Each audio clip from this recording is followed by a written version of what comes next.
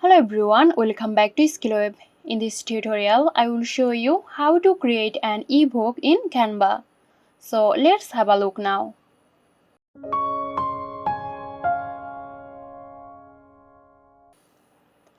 Start by signing into your Canva account.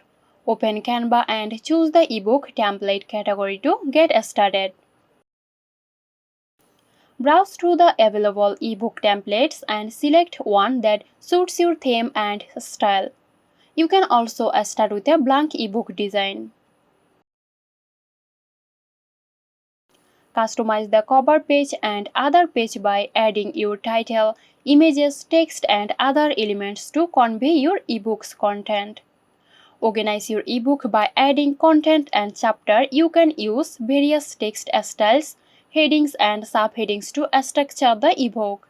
Once satisfied, save your ebook in a suitable format, ready for distribution. So that's it. Hope this video helped you out. Stay tuned for more helpful tutorials here at SkillWeb. This video is sponsored by Zerosoft. Zerosoft offers graphic design, UI UX design, digital marketing, and web development. Elevate your brand with Zerosoft today. For more details, check the description box.